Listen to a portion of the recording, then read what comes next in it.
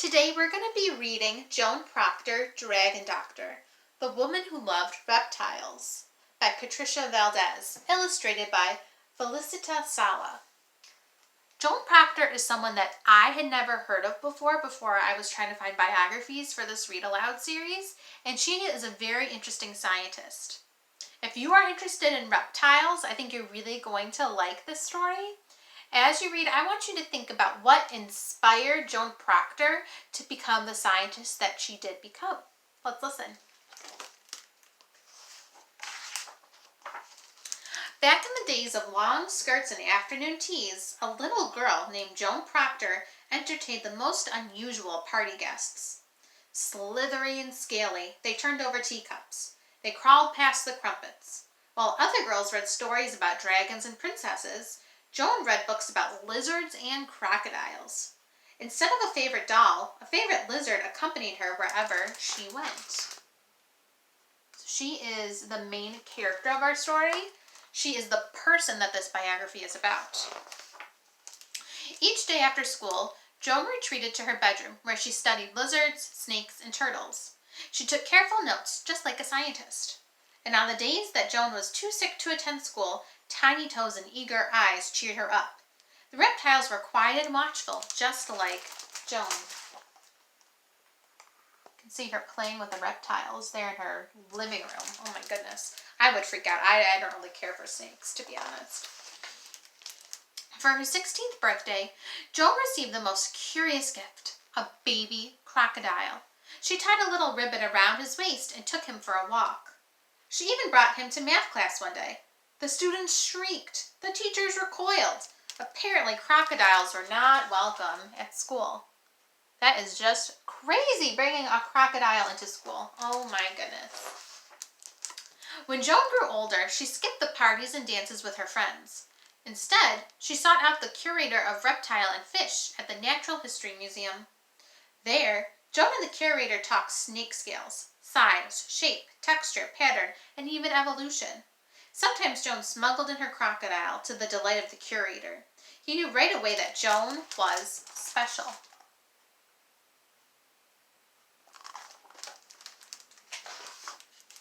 But soon, these carefree days came to an end. England was at war. Women took up jobs left behind by men. The curator found himself short-staffed at the museum, so he hired Joan as an assistant. That shows the war that was happening. Joan flourished at the Natural History Museum. As a scientist, she surveyed the museum's vast collections and published research papers on pit vipers and pancake tortoises. As an artist, she created exquisite models and drawings for the reptile exhibits. When the curator retired, Joan took over. Men returning from war were surprised to find a woman in charge, but times were changing, and Joan was leading the way.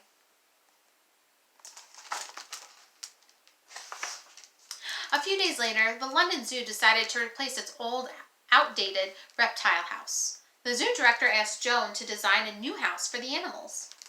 Joan knew exactly how to keep reptiles happy. She added elaborate lighting and state-of-the-art heaters that provided hot spots to keep the cold-blooded animals warm.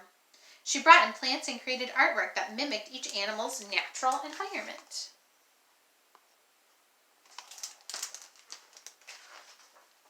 Joan took extra care designing one enclosure in particular. By this time, stories had emerged of a fierce man-eating lizard with a long forked tongue living on the faraway Indonesian island of Komodo. It was rumored to be 30 feet long, faster than a monster, stronger than an ox. They called it the Komodo dragon. The stories didn't frighten Joan. She dreamed of studying the dragon up close. On opening day of the new reptile house, visitors packed the zoo. They gawked at the geckos. They peered at the pythons. They marveled at the monitors. But then they reached Joan's special enclosure. They gasped. 2 7-feet-long lizards stared back at them. Real-life dragons.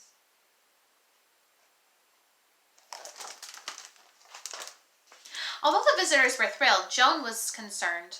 One of the Komodo dragons, Sumbawa, did not look well. To the shock of the zoo guests, Joan entered the enclosure. She moved Sumbawa to the reptile clinic with the help of 6 nervous keepers. The dragon let Joan clean a sore in his mouth, no fuss at all. In fact, he thanked Joan by licking her face. Joan thought Sumbawa was brave. The keepers thought Joan was brave.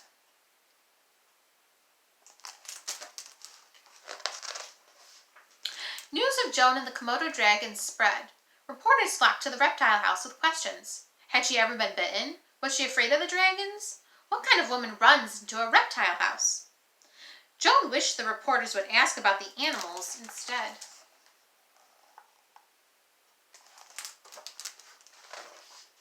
Joan cared for each and every creature in the reptile house. From daily health checks to delicate surgeries, her dedication and talent could not be matched. Scientists all over the world read about Joan's research, her clinical skills, and the success of the new reptile house. She became an international sensation. The Zoological Society of London invited Joan to present her Komodo dragon research at a scientific meeting. As Joan took the stage, she wheeled out Sumbawa, sitting freely atop a large table. The audience squirmed in their seats. Joan stroked Sumbawa's head and fed him a pigeon. He ate it in one gulp. Oh my goodness. Sumbawa wandered through the audience as Joan explained that the reports of the Komodo dragons were greatly exaggerated. They could grow up to 10 feet, not 30. They ran fast, but not as fast as a motor car. They could be fierce, but they were mostly gentle. When Joan finished her presentation, Sumbawa returned to her side. The audience erupted in applause.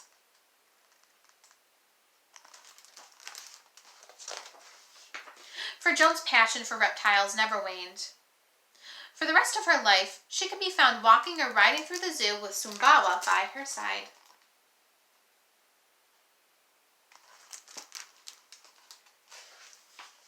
And just like when she was a little girl, Joan often hosted children's tea parties at the reptile house with her scaly friends. Sumbawa was the guest of honor. And here's a photograph of what Joan Procter looked like in real life. Now, after reading this biography, I want you to think about what inspired Joan to become a scientist and what other inspirations you see in your own life. If you're looking for a challenge, I'm going to leave some of those animal names in the description of this video for you to research. Happy reading!